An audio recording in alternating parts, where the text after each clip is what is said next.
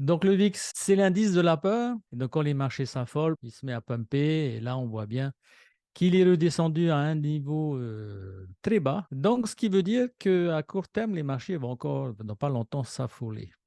Alors, dans quel sens les obligations? Je vous rappelle que ce sont les actifs les plus sécurisés aux yeux des investisseurs parce que derrière les obligations, il y a les États. Généralement, un État ne fait jamais faillite. Là, nous sommes sur les obligations à 2 ans. On avait, la dernière fois, ici identifié une résistance sur laquelle on était en train de rebondir.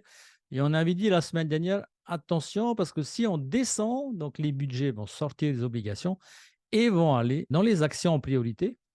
Alors, ben, c'est ce qui s'est passé. Ici, je vais aller voir une action comme Microsoft. Elle dépasse son plus haut. Meta, lui, continue à monter.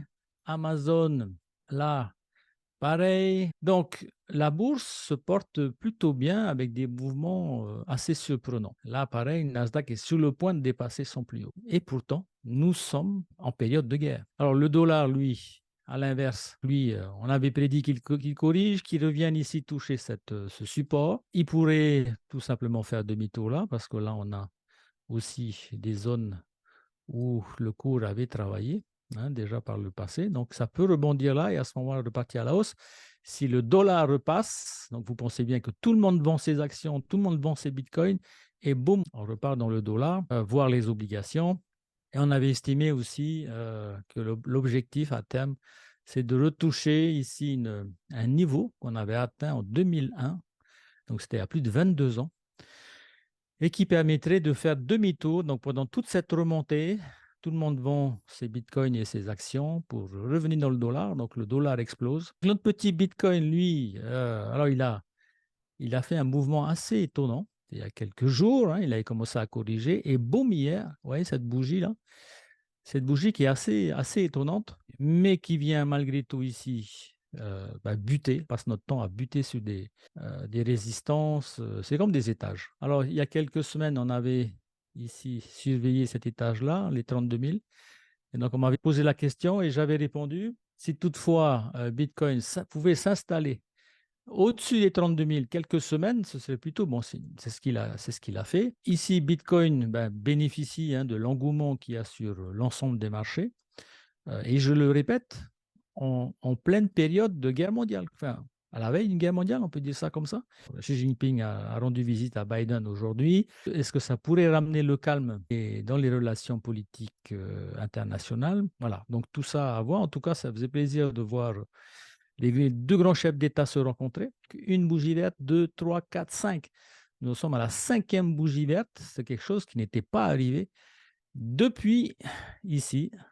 1, 2, 3, 4, 5, 6, pour ceux qui étaient avec moi à l'époque, dans la crypto, cette grosse montée qu'on a vécue et qui finit toujours par une correction assez importante. Regardez là, voilà, une correction de 25%.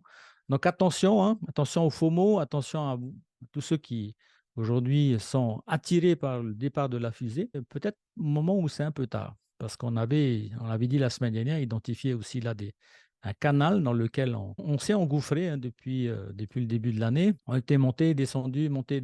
Sur le moyen terme, moi, je suis toujours bearish, donc je suis toujours sur un mouvement qui chute et qui correspondrait à ce qui se passe dans la macroéconomie. Et lorsque vous regardez le mouvement du Bitcoin, donc ce mouvement-là, 1, 2, 3, et vous comparez avec la figure de Wyckoff, qui est connue pour être suivie dans des grandes tendances, si cette figure se confirmait, nous serions ici dans la phase C, à la veille le fameux demi-tour, quoi.